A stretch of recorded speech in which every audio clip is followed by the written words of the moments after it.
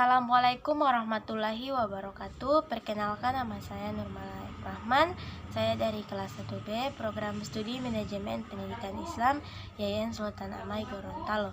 Dalam video ini saya akan menjelaskan tentang epistemologi. Epistemologi atau teori pengetahuan ialah cabang filsafat yang berurusan dengan hakikat dan lingkup pengetahuan, pengandaian dan dasar-dasarnya, serta pertanggungjawaban atas pernyataan mengenai pengetahuan yang dimiliki. Secara linguistik, kata epistemologi berasal dari bahasa Yunani, yaitu kata epistem dengan arti pengetahuan, dan kata logos berarti teori uraian atau ulasan. Epistemologi dapat diartikan sebagai teori tentang pengetahuan yang dalam bahasa Inggris dipergunakan istilah theory of knowledge. Istilah epistemologi secara epistemologis diartikan sebagai teori pengetahuan yang benar, dan dalam bahasa Indonesia disebut filsafat. Pengetahuan secara terminologi, epistemologi adalah teori mengenai hakikat ilmu pengetahuan atau ilmu filsafat tentang pengetahuan. Masalah utama dari epistemologi adalah bagaimana cara memperoleh pengetahuan. Sebenarnya seseorang baru dapat dikatakan berpengetahuan apabila telah sanggup menjawab pertanyaan-pertanyaan epistemologi. Artinya, pertanyaan epistemologi dapat mengembarkan manusia mencintai pengetahuan. Hal ini menyebabkan eksistensi epistemologi sangat urgen untuk menggambarkan manusia berpengetahuan, yaitu dengan jalan menjawab dan menyelesaikan masalah-masalah yang dipertanyakan dalam epistemologi.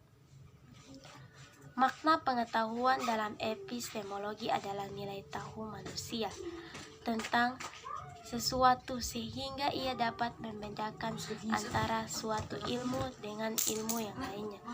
Epistemologi menurut para ahli yaitu: pertama, Abdul Munir Mulkan, segala macam bentuk aktivitas dan pemikiran manusia yang selalu mempertanyakan dari mana asal muasal ilmu pengetahuan itu diperoleh. Yang kedua, Mujamil Komar, bagian ilmu filsafat yang secara khusus mempelajari dan menentukan arah dan kodrat pengetahuan. Ketiga, Anton Baker, cabang filsafat yang berurusan mengenai ruang lingkup serta hakikat pengetahuan. Keempat, Ahmad Karis Jubair, suatu ilmu yang secara khusus mempelajari dan mempersoalkan secara dalam mengenai apa itu pengetahuan, dari mana pengetahuan itu diperoleh, serta bagaimana cara memperolehnya. Epistemologi sebagai cabang dari filsafat gabungan dua perkataan Yunani, yaitu philo dan sophia. Philo bermaksud cinta, manakala sophia bermaksud hikmah atau kebijaksanaan. Maka dapat dikatakan bahwa filsafat adalah cinta kepada hikmah atau cinta kepada pengetahuan dan cinta kepada kebijaksanaan. Pythagoras merupakan orang yang pertama menggunakan istilah ini dan menyebut dirinya sebagai seorang filosofos atau pencipta kebijaksanaan. Dalam pembahasan ini, epistemologi merupakan salah satu dari cabang utama pembahasan filsafat yang membicarakan tentang teori ilmu. Adapun dari segi sejarah pula, pembahasan filsafat merupakan induk utama ilmu pengetahuan.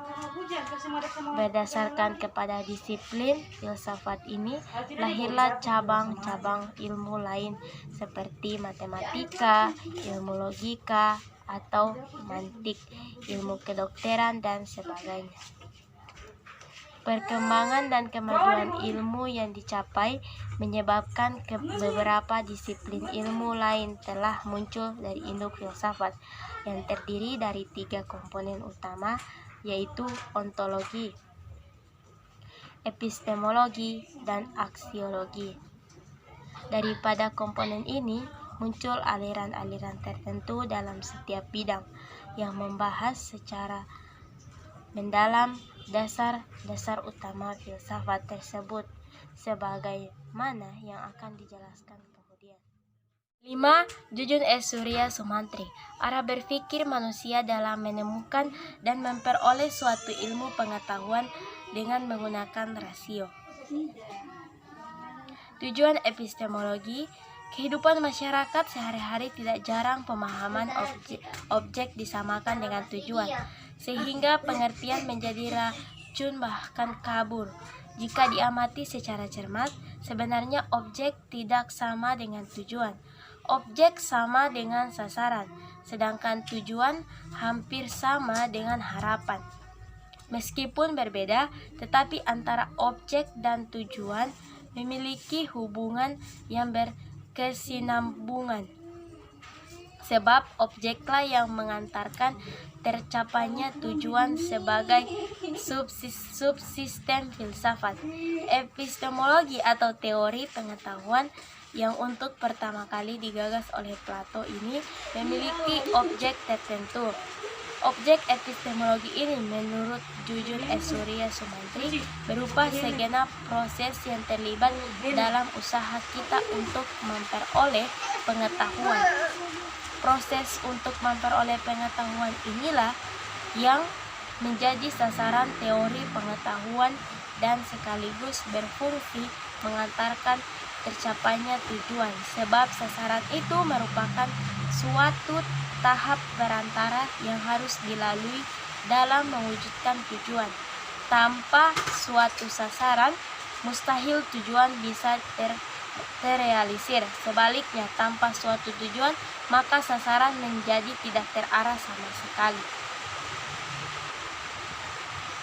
Tujuan epistemologi bukanlah hal yang utama untuk menjawab pertanyaan apakah saya dapat tahu, tetapi untuk menemukan syarat-syarat yang memungkinkan saya dapat tahu. Hal ini menunjukkan bahwa tujuan epistemologi bukan untuk memperoleh pengetahuan, kendati pun keadaan ini tak bisa dihindari, akan tetapi yang menjadi pusat perhatian dari tujuan epistemologi adalah hal lebih penting dari itu, yaitu ingin memiliki potensi untuk memperoleh pengetahuan. Epistemologi tersebut memiliki makna strategis dalam dinamika pengetahuan. Rumusan tersebut menumbuhkan kesadaran seseorang bahwa jangan sampai kita puas dengan sekedar memperoleh pengetahuan tanpa disertai dengan cara atau bekal untuk memperoleh pengetahuan.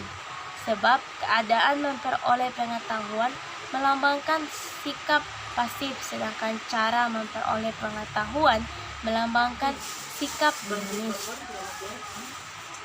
Sekian dari saya. Wassalamualaikum warahmatullahi wabarakatuh.